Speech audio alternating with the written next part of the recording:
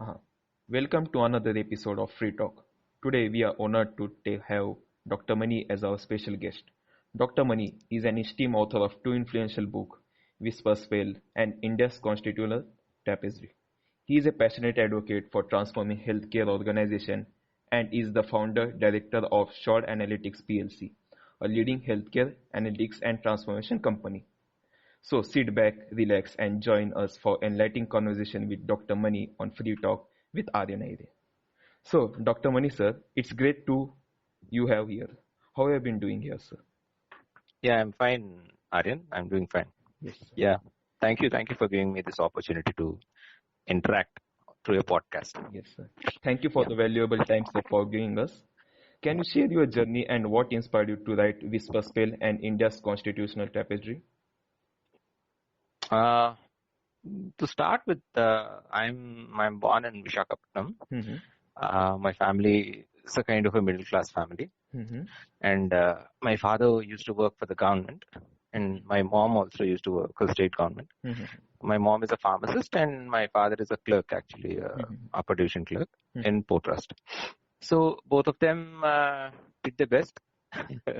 I completed my schooling from Vishaka Valley in Visakhapatnam, and after that I did my further schooling at Sainik School Korukonda till 12th class. Then I did my medicine from Jipmar Pondicherry. Mm-hmm.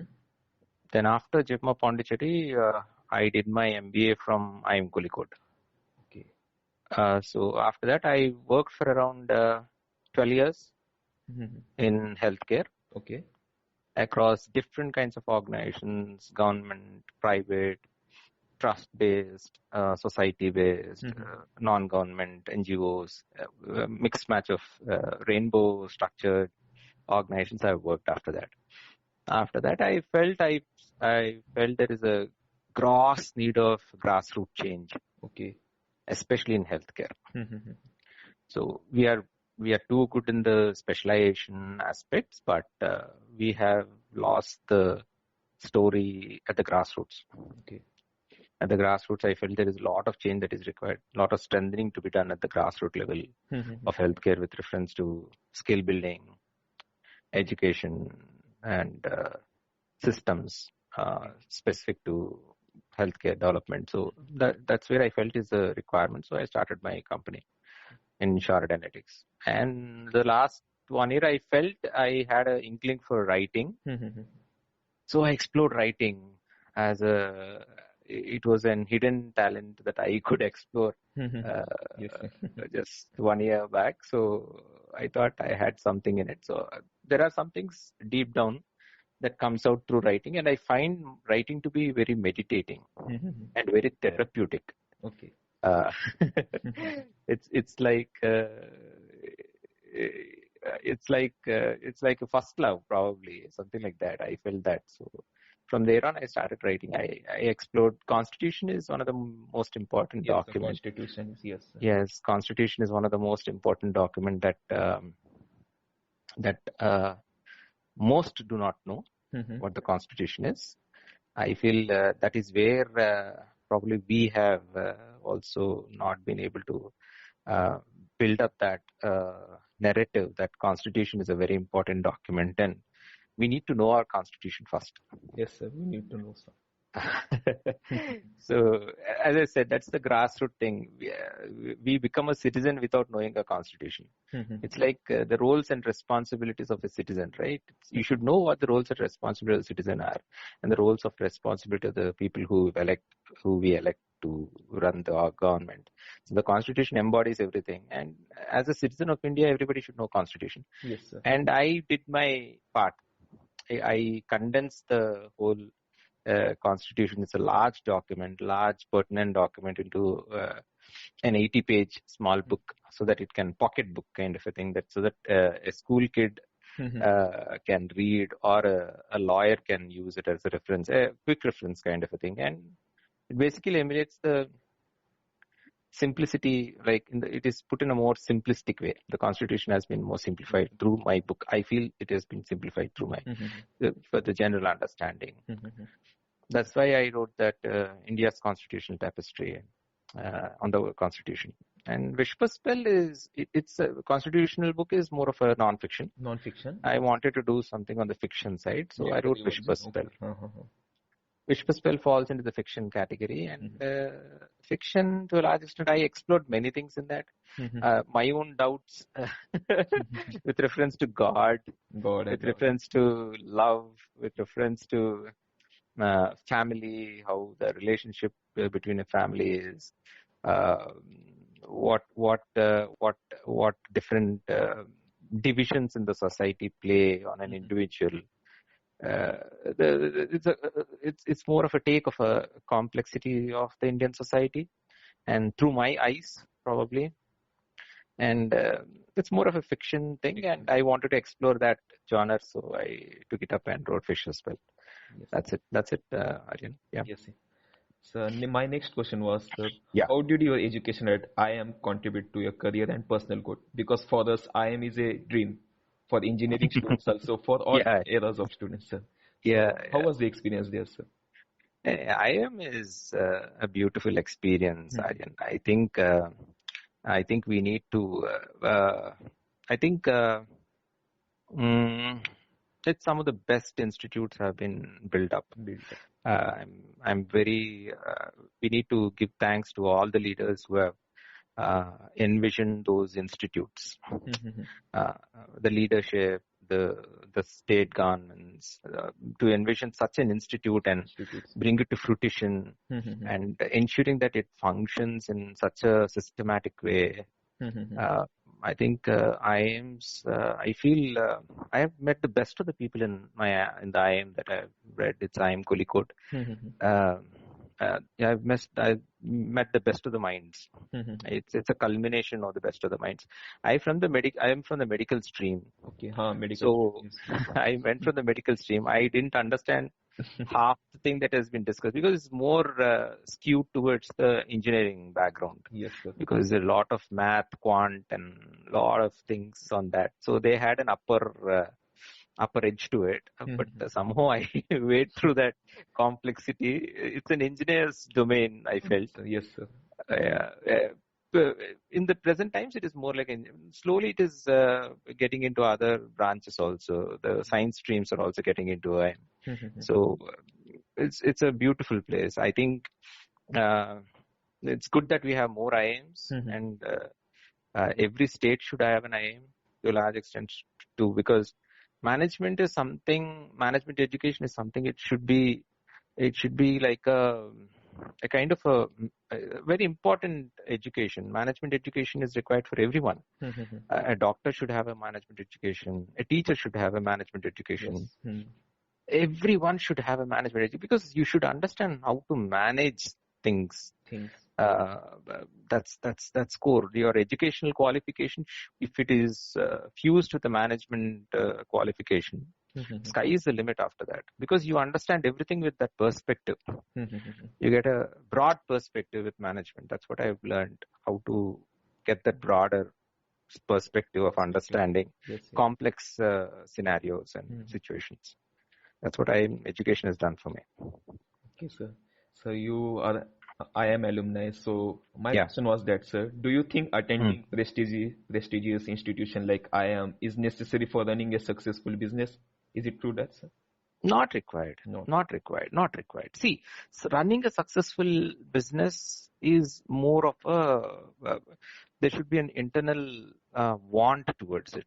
See, you should have a passion towards it. There is something that you should be feeling passionate about. Like, for example, let us take, there is a lot of garbage in your city, let us say. And probably you are piffed with that thing that the city is so smelly or a lot of garbage is getting stuck.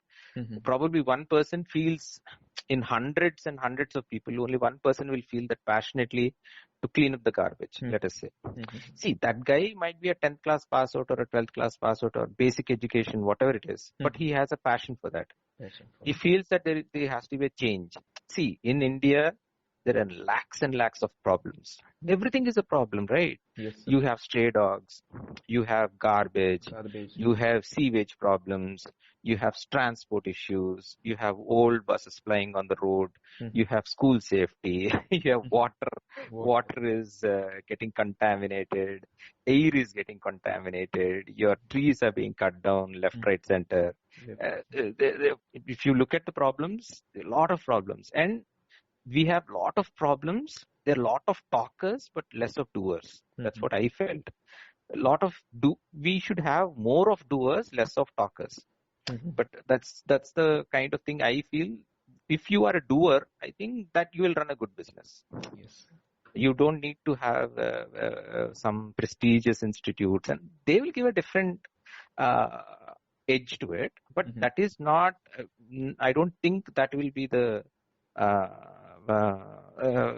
writing on the stone saying that if you're a prestigious institute, you will be running the best business. No, it will not happen like that. How passionate you are about the idea and how deeply are you involved, how much can you sacrifice, how much can you compromise with your life, how much can you dedicate yourself to that venture, or that is more important than your education. That's what I sincerely feel. Okay, sir. Yeah. That was a good idea, sir. So I will be inspired from you, sir. So my next question was, sir, how do you believe Startup India, sir? Is it really good, or it is just a what we call it campaign of government or something else? See, Startup India to a large extent has what I feel is it has solidified the thought of starting up, right? It is intended to bring a cultural change in the way we think. Okay. See, I'm not an expert in how to analyze its efficiency and all. I do not want to comment on that. What I would say is what I would want the culture to be is probably. See, what I feel is probably all the people who wants to start up should be given a unique ID. Let us say there is an XYZ of a person. You should be given a unique ID. Okay. And you should be given a kind of a one-on-one hand-holding, mentorship. Probably what I felt is it is more like they gave out a lot of information, but you need to do the extra effort to connect and move resources and all. But I think it should be more like top-down approach will help, because smaller organizations, they might not have such amount of resources to really look at connecting, getting the mentorship and stuff like that. So it should be top-down approach. What I feel is it should be nurtured. Nurturing. It should be nurtured. And see, for example, at one point you used to have employment exchanges, right? There used to be active employment exchanges. Your unemployed people used to register, and they used to be shown employment somewhere and stuff like that. Probably some kind of a process that is state level. You should go to the district level, town level. Startup should be not centralized in Delhi. Startup should be at the village level.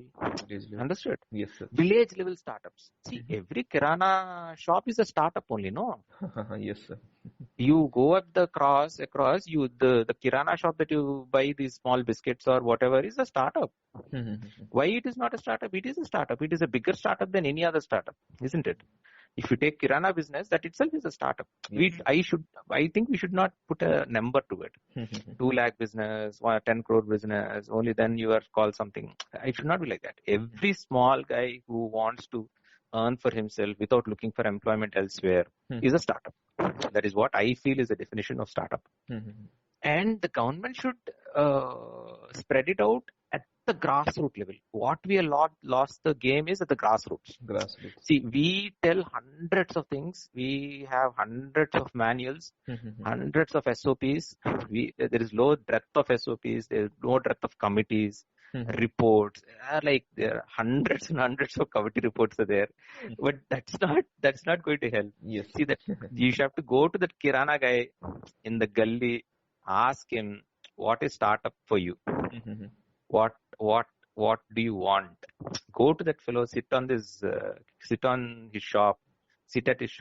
You have to check whether does he have a QR code to get the Mm-hmm. payment? Mm-hmm. Does he have any bank loan system? Does the bank give any loans for him? Easy getting any, easy using any LIS systems or MIS systems? Mm-hmm. Easy connected with the net? Does he have internet to query or to get the stock? Mm-hmm. Everything can be connected, right? Yes, sir. Like, see, the startup should be getting that ecosystem to him. Ecosystem. Probably, yeah, probably that guy can get into a portal and the world will open to him. Mm-hmm. I think that should be startup. That should be the startup revolution. Look at that Kirana guy Mm-hmm. at the corner of the village. Mm-hmm. How is he getting influenced as a startup? Okay. What kind of help does he need from a startup? It should be bottoms up approach also. Probably top down and as well as bottoms up. Both sides it should work. Yes. Means, that's what I feel. Yes. Yeah. Means managing the things on grassroots level is your this year. Grassroots. We have to look at the grassroots. There is no point. There is enough of high fundu stuff being told in and out, but high fundu stuff will work to an extent. Unless otherwise you look at the grassroots level, going to the grassroots, last mile. Last mile efficiency has to be measured. Then their needs and requirements have to be measured. And they should be handheld. See, a panchayat chairman can become the startup CEO of that village, right? Yes, sir. He can be given that additional thing. Panchayat village charge can become the CEO of that startup ecosystem of the village, isn't it? Yes, sir. He can have some fund in his prerogative. We can give some fund to him, disperse amongst the startups that are registered with you, or create a conference in the village, sit and share the knowledge. I think that level of integration is required for a startup. That's what I feel. Startup is not about these unicorns that we call about, right? That is so skewed. Unicorn is good. But that is not what a startup culture should be. You should not vie to become a unicorn. You should vie to become those change agent. If tomorrow the mosquitoes come down in that village, or the sewerage system is set, or the stray dogs have come down, or the roads are better, there are less of potholes, the water is clean, the air is clean, or there is a proper manure system, wastage is recycled, or plastic is reduced. I think these are the things that startups are required. Okay. The daily problems wala hai na, there we need the startup culture. Okay. We don't need this 15-second food delivery stuff. That is too. Yes. 15-second food delivery will only make us obese. That was a point. Yeah, that is a punch. Yeah, that's what it is. That's what I feel, to be very frank. Okay, sir. You are also running, sir, your own business. So can you discuss some challenges you face while starting your company and how you overcome them, sir? See, the challenges is when you're running a company to a large extent, most of the startups and the people who found their ideas, they normally are venturing into something that has never been done before. So they'll always be a kind of learning new things on a daily basis. So, but what we have to, what I feel is required is, we need to be patient enough to understand day by day, one day at a time, one moment at a time, one challenge at a time, and concentrate upon the organic way of growing the business. And we should do and learn, whether it is payment system integrations, or statutory compliances, or finding clientele, or say building a system, internal systems or quality systems, whatever systems that you have to do it and learn one by one. And the most important thing is you need to have a supportive family to understand, because startup in the starting stages will not pay much. You will not have anything. Probably that is a very tough time. Slowly, once you get clientele, once there is a revenue trickling in, then you might be. It's a daily challenge. Every day is a challenge in a startup system. It is not like a 9 to 5 job.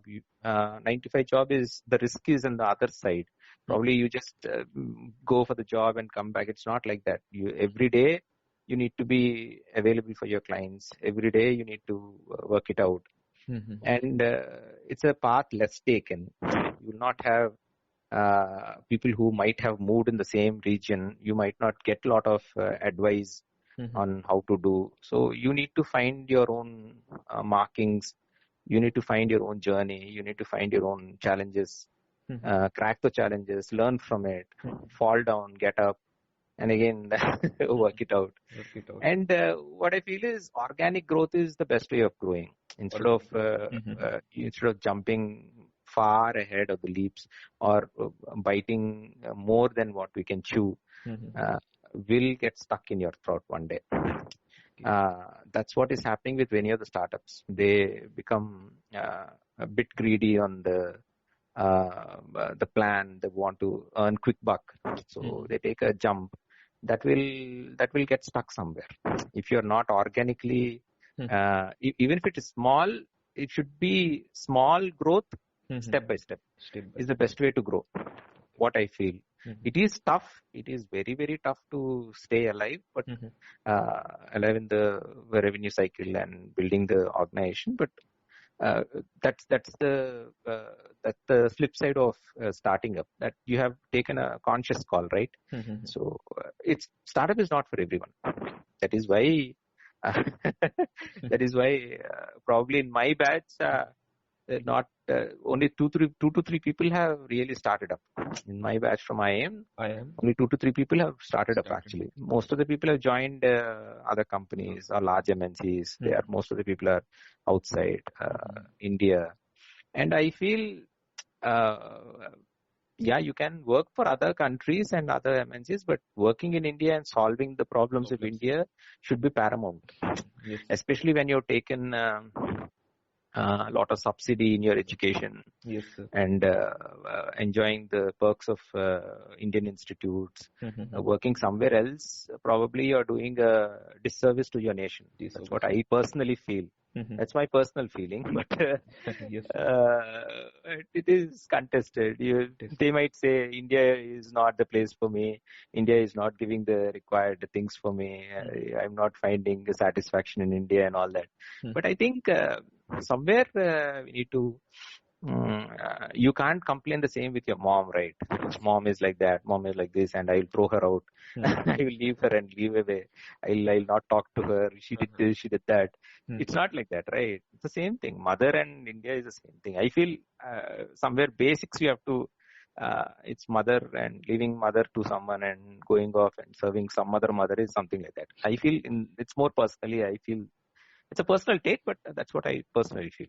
It's a great thought, sir. I am also looking to work in India only, sir. I am not moving or shifting in other countries. Working in India is tough. I'm not saying it's easy. But it is very tough. It's like your mother. Being with your mother is tough, man. She will point out 100 things in you. She'll say you're not getting up on time, you're not eating properly, you're not working properly, you're taking too much of rest, you're going for cinema, you're going with your friends. She'll say 100 things, but at the end of the day, when you come back and spend time with your mom, it's the best time, isn't it? It's like that. It's serving your mom is something like same thing. I feel it's the same thing. Yeah. Yes, sir. So my last question would be, sir, what are your future goals, sir, regarding your field and all? Future goals. Yes. Future goals. See, as I said, grassroots is the main thing, Aryan. So I will be looking at more of grassroots level change. In which way can we change at the grassroots of India? Healthcare I start with. Slowly I'll be moving with other sectors. what is there in education, what is there in hospitality, what is there in industry, what are the grassroots level changes that we can make. Grassroots level, we have a lot of changes that need to be made. For example, in healthcare itself, if you see at the grassroots level healthcare organizations, they might have infrastructure, but they might not have the management systems to run it properly. Like they might not have SOPs. For everything they need to be SOP, right? Right. See, if you're drawing blood, there should be an SOP. If you are sending a blood for test, there should be an SOP for that. There should be an SOP. There should be a structure to it. There should be I'm not saying all the organizations are like that. There are some organizations that requires that systemic change. I think the infrastructure will be there, but the systems will not be there. Or that is deficient. Probably that is where I would want to work more. Healthcare to start with and other industries. I want to bring that grassroots level change, not the high fund do stuff.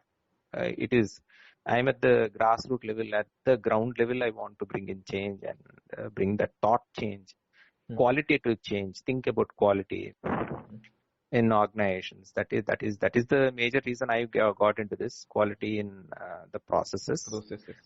Yeah, that's the major mission that I'm working on. That was what I will be exploring more further on in the future also. Sure, sir. It was a good conversation with you, sir. Thank you for giving your valuable time, sir. Thank you. Thank you so much.